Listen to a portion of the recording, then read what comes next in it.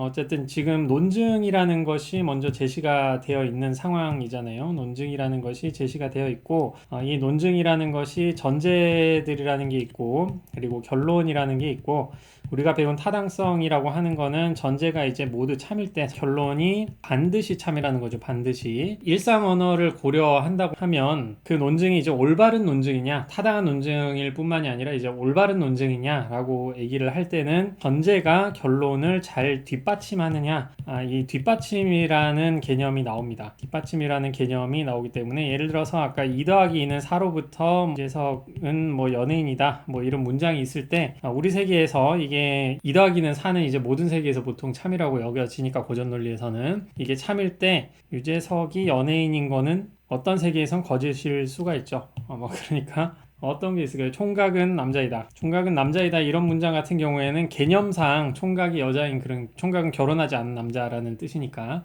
개념상 이거는 어떤 경우에도 이제 참이라고 여겨지는 거죠. 그래서 2 더하기는 4가 전제가 참이고 결론이 이제 모든 경우에 참이기 때문에 이거는 타당한 논증이 되어야 되는데 이렇게 보면은 조금 이상하죠. 2 더하기 2는 4와 총각은 남자이다가 전혀 관련이 없어 보이잖아요. 그렇기 때문에 일상적으로는 여기 뒷받침을 제대로 하는가, 이 뒷받침이라는 개념이 어떻게 해석이 돼야 되는가, 이게 뭐 철학적인 문제를 많이 일으키고 있는 거죠. 타당성을 일상적인 언어에서는 이제 타당성을 고려하는 데 있어서 하나 더 추가를 할 게 이제 뒷받침이라는 개념, 실제로 이제 뒷받침을 제대로 하고 있는가, 그런 부분에 대한 얘기도 조금은 돼야 되는 거고요. 이 세부적인 부분은 다루지는 않도록 하겠습니다. 완전 철학으로 빠져야 돼요. 이걸 하려면 여러 입장이 있기 때문에. 그리고 다른 하나는 전제로부터 이제 결론을 이끌어내는 그 방식에 대해서 좀 따져볼 텐데 이것만 읽어보시면은 그게 좀 분명하지가 않을 수가 있습니다. 이게 귀납이 쓰였는지 언역이 쓰였는지도 좀 문제가 될 수가 있고, 그리고 여기에 보이지 않는 어떤 전제가 추가돼야 될 수도 있어요. 그런 거를 보통 수문전제라고 합니다. 타당성이라고 얘기를 할 때 일상 언어적인 논증에서 타당성이라고 얘기를 할 때는 전제가 참인 경우에 라고 할 때 이 전제에는 수문전제가 이제 다 포함이 되는 거죠. 수문전제까지 다 쳐가지고 이 전제가 참인 경우에 결론이 반드시 참이라면 그 논증이 이제 타당하게 되는 그런 거를 보통 타당한 논증이라고 하는 거고요. 글을 적는데도 지금 보시면 아시겠지만 타당성을 고려하고 있죠. 거기다가 표를 좀 보시면은 전제들이 참임을 증명하라 라고 얘기를 하고 있잖아요. 여기서 실제로 참임을 이렇게 얘기를 해야 되겠죠. 이게 우리가 배웠던 건전성이 되겠습니다. 건전성이라고 하는 거는 우리 세계라고 하죠. 우리 세계, 우리가 살고 있는 세계.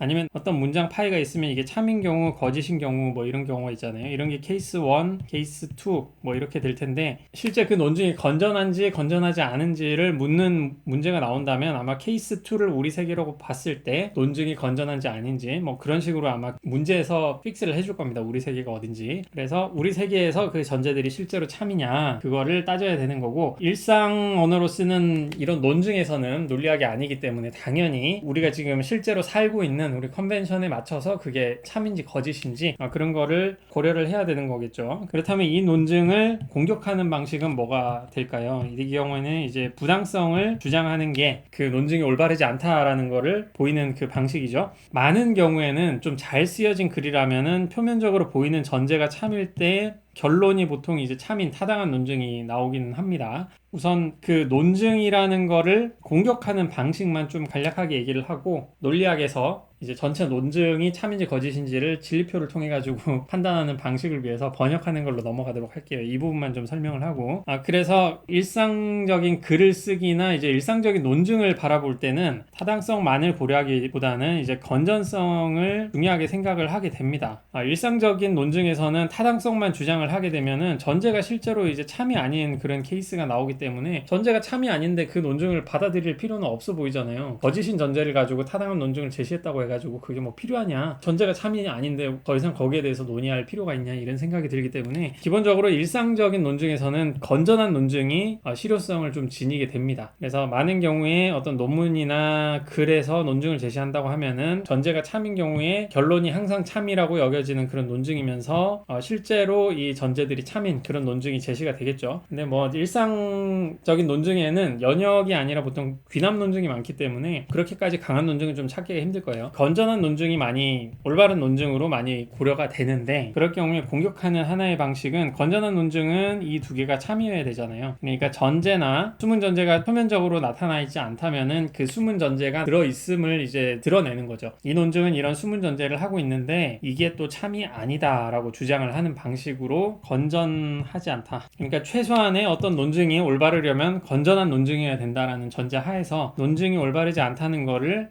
공격하는 방식이 이렇다는 거죠. 그래서 전제가 참이 아닌 거를 지적하든가, 수문 전제를 찾아내가지고 그게 참이 아니라는 거를 지적을 하든가, 또 다른 방식으로는 이 전제가 다 참이라고 하더라도 이제 뒷받침을 못한다. 우리가 배운 거는 그냥 이게 참인 경우에만 고려를 했었죠. 이게 참일 때 이게 참인가 그 경우만 고려를 했었는데, 실제 전제들이 뒷받침을 하는가, 전제가 참인가를 공격하는 거, 수문 전제를 찾아서 그게 참인가를 공격하는 거, 거짓이라고 공격하는 거죠. 그리고 뒷받침을 제대로 못한다는 거를 공격하는 거. 그 네 번째가 이제 결론이 거짓이라고 주장을 하는 거죠. 체계적으로 어떤 논증을 비판을 하는 방식은, 첫 번째로는 어떤 사람이 논증을 제시할 때 그 논증이 재구성이 잘 안 된 경우가 있어요. 지금 이런 논증도 보시면 재구성이 잘 안 되고 뭘 전제하고 있는지 이걸 알기가 힘들죠. 그래서 이런 논증을 재구성을 잘 합니다. 전제와 수문 전제가 뭔지, 결론이 뭔지 이런 거를 첫 번째로 재구성을 잘 해놓은 상황에서 이런 종류의 논증을 제시하고 있는데, 첫 번째로 이 전제는 참이 아니다, 뭐 이런 거는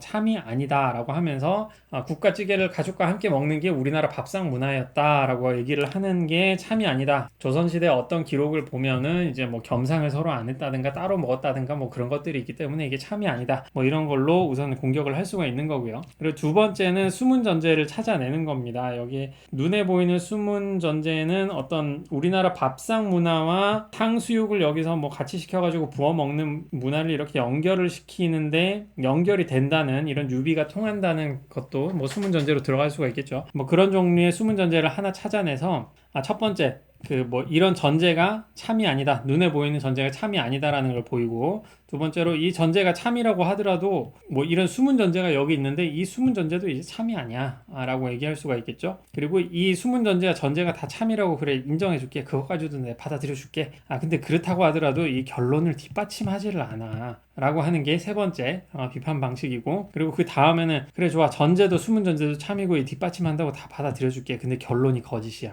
뭐 이런 식으로 비판을 하는 거죠. 그게 뭐 단계별로 비판하는 그런 방식인 겁니다. 재구성 먼저 하고 재구성을 먼저 해주고, 논증이 분명하지 않으니까 그 다음에 전제나 수문 전제가 이제 거짓이라고 비판을 해주고, 뒷받침 못한다 비판을 해주시고, 그 마지막으로 이제 결론이 참이 아니다, 뭐 이런 식으로 비판을 하는 거죠. 이런 순서로 체계적으로 비판을 할 때는 보통 이런 식으로 많이 나가죠. 타당성과 건전성 개념, 정말 논리학에서도 중요하고 여러분들이 논증을 사용하는, 연역 논증을 사용하는 글에서는 정말 중요하다는 거, 이거는 중요하니까, 뭐 공격을 할 때, 정당화를 할 때 중요하니까 우선 이게 기본적인 개념이다, 이것만 좀 알아주셨으면 좋겠습니다.